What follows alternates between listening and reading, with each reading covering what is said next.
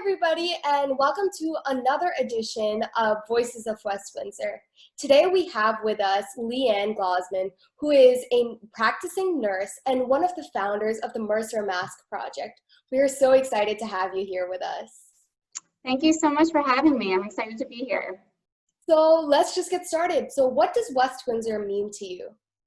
Well, when I was in high school, I used to drive to West Windsor from Pennsylvania to take the Princeton Junction train to New York City. So back then, I'm in high school, I'm looking around, I think, oh, this is such a nice town to like raise a family. And, now all these years later, that's exactly what I'm doing. And it's amazing that I'm here, so. And what makes West Windsor unique? Well, West Windsor is unique because it's like smack dab in the middle of two great cities, Philadelphia and New York. And, it has a little bit of character of both, that comes here to West Windsor.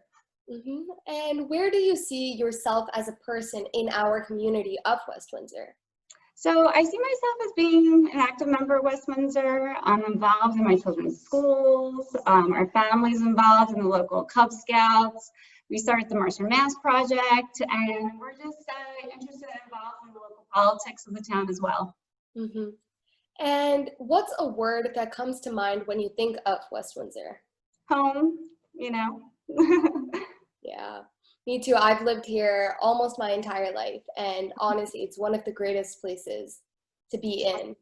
I can see that. I'm really hoping that my kids feel the same way after they, are raised here and, go on to live their lives as well. So that's great to hear. And where do you see West Windsor in 30 years, and where do you want to see West Windsor in 30 years? So I see West Windsor kind of going in the same direction that it's moving now. It would just continue to attract a lot of families who value education and want to send their kids to great schools and just, want to be part of a great community. Mm-hmm. And is there someone specifically in this town who has inspired you to do either the nurse work that you've been doing or starting the Mercer Mask Project? So there are so many people in this town that have inspired me. I can't really pick just one specific person. I've just gotten to know so many people, so many impressive people across this town, and I'm just really glad to live here. So. And what prompted you, on the same lines, what prompted you to begin the Mercer Mask Project? So as we all know, COVID-19, the pandemic, it was kind of gearing up here in March.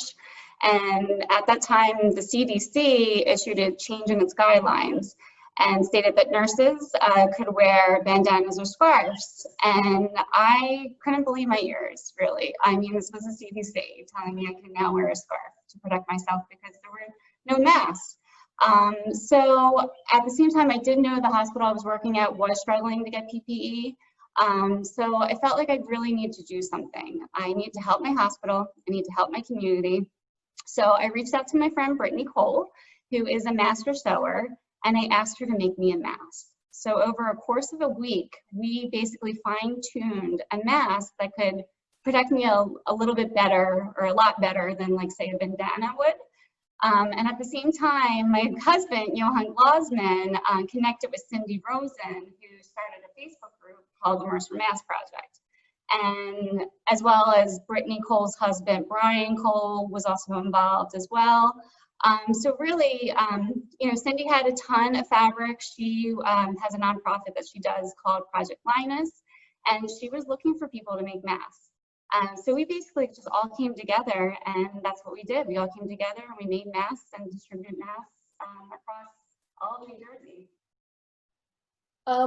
I think that this is such a wonderful initiative, especially now. I remember in March and April seeing these nurses and doctors being without masks in such an area with such an infectious virus. So in your opinion, so the restrictions on masks and stuff have laxed a little bit. How do you think that's going to affect the virus and how the country recovers from it in the future?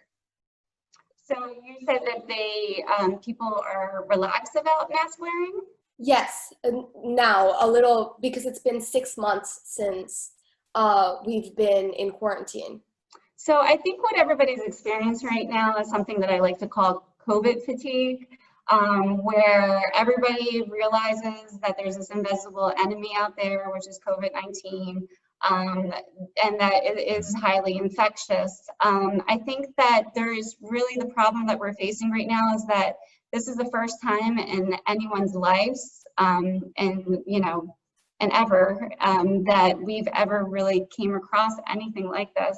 So there's really no playbook for what to do, right? There's no real guidance.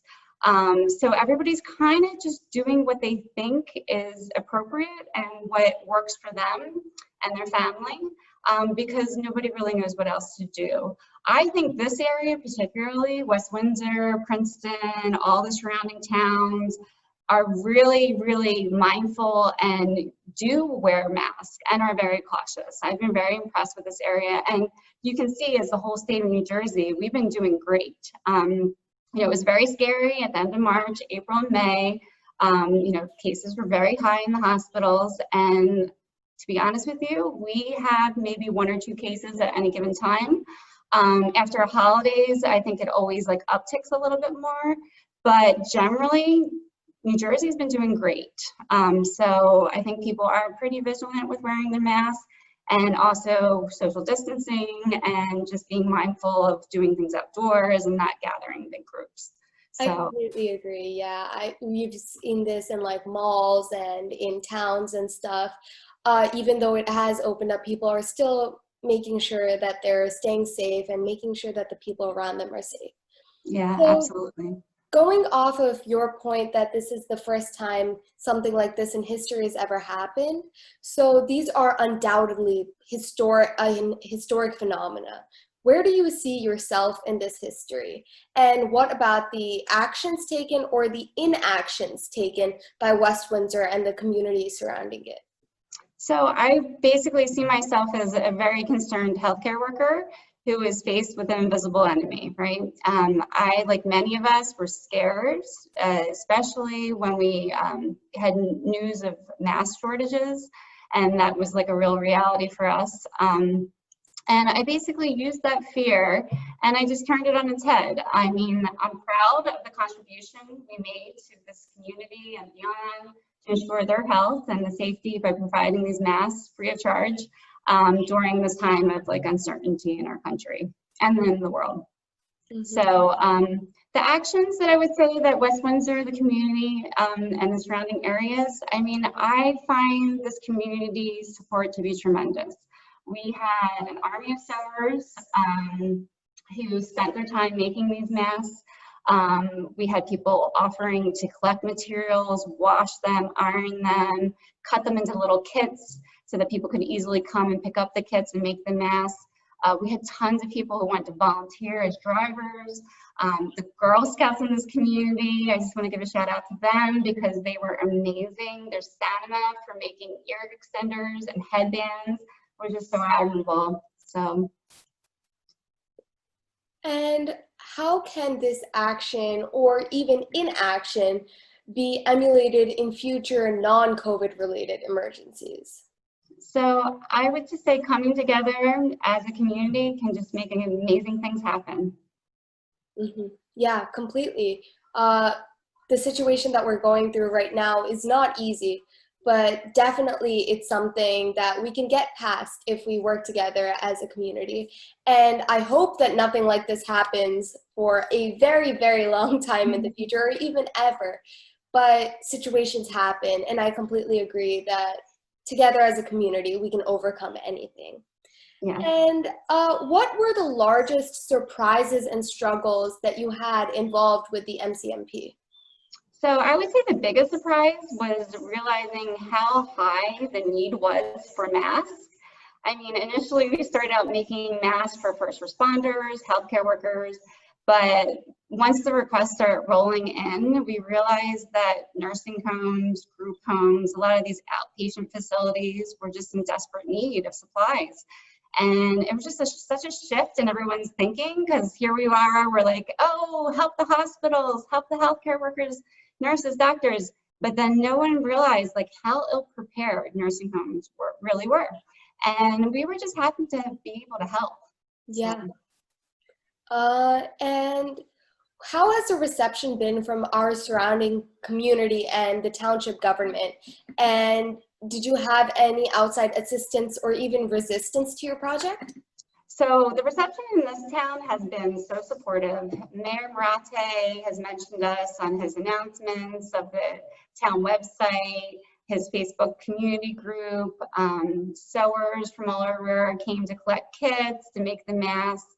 We had people who are fabric makers who helped cut the materials. We had laundromats helping us wash the fabric. And so people all over this community were just, you know, doing such a great job of coming together. There was such an outpouring of community support. It was just amazing and just very heartwarming.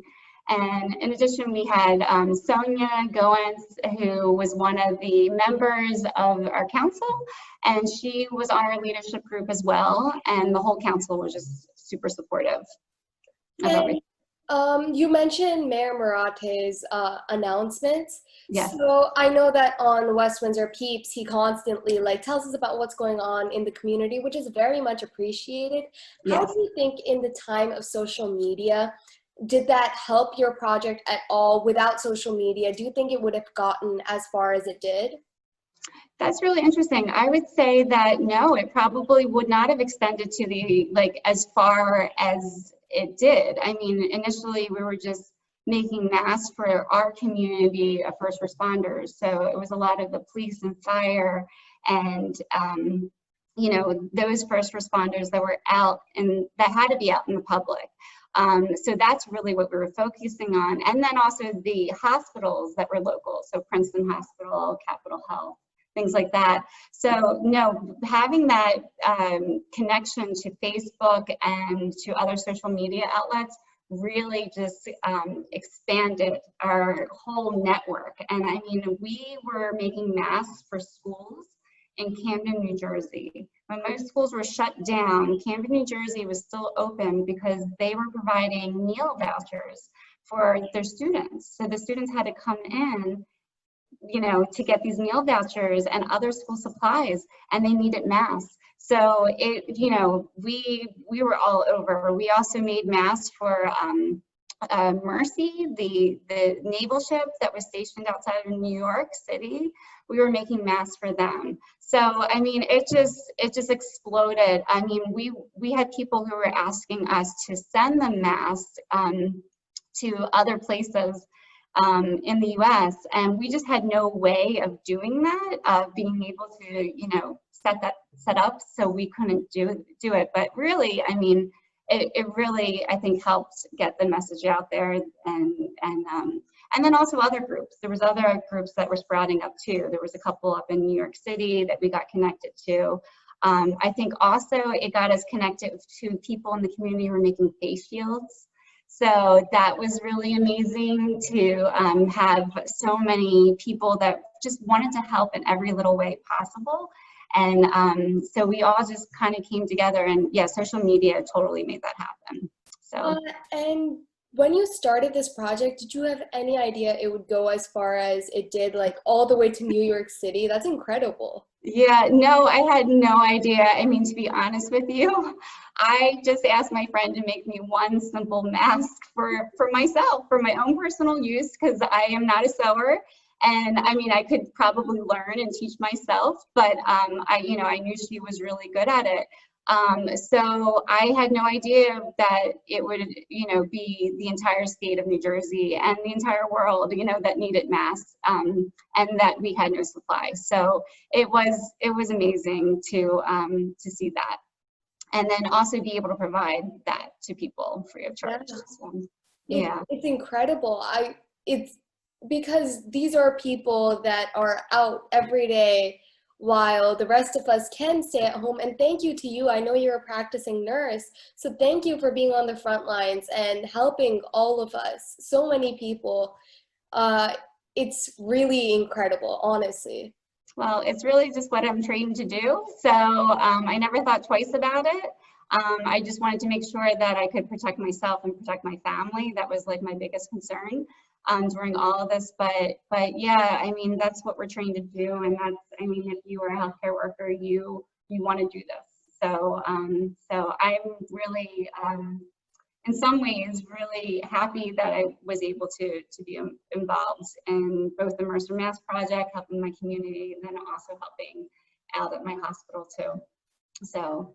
Very, very cool. And after COVID-19 is over, do you see yourself or any other team members shifting to other related causes?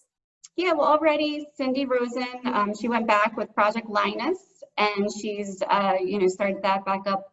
And also, there's an organization that we are just rolling the Mercer Mask Project into, and it's called Be Kind, and it's basically a nonprofit organization that services all sorts of things in the community.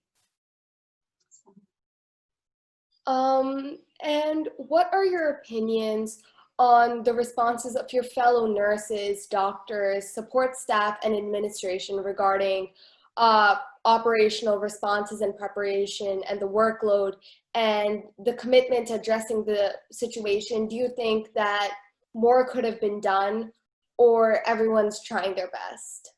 Well, I think that you know, I think that the current situation with the virus is one in which none of us have ever faced in our entire lives. And because of this, you know, it was a little difficult and very scary at the beginning. But I worked for a great hospital, and I'll just give them a shout out, Capital Health.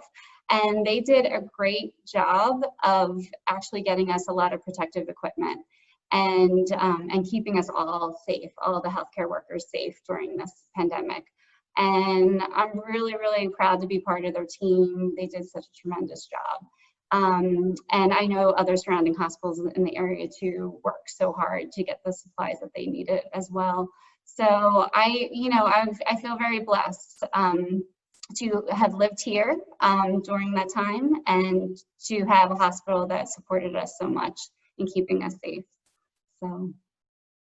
And moving forward, do you think that this is something that you want to continue doing, maybe in a different sort of way? Would you want to maybe expand this into a further, maybe larger organization? Well, right now the Mercer Mask Project, since we started because there was no masks available to the general public. Now you can buy like masks at the Gap, and you know, you can buy Gucci masks. You can, you know, you can buy whatever you want. Everybody makes masks. So you know, I don't really feel like there's a need right now for us, but there is a need for organizations like us to be involved in the community in other ways, and that's why we kind of rolled it into Be Kind, because you know, they're just an organization that's doing a lot of great community work. Thank you so much for joining us here today. It was a pleasure talking to you, and truly an honor to talk to someone who's honestly been at the front line of this really big crisis. Well, so, thank you so much for having me. I really appreciate it. And it was really nice to meet you too. Of course, and I will see the rest of you next week. Thank you so much again. Thank you. Have a good night.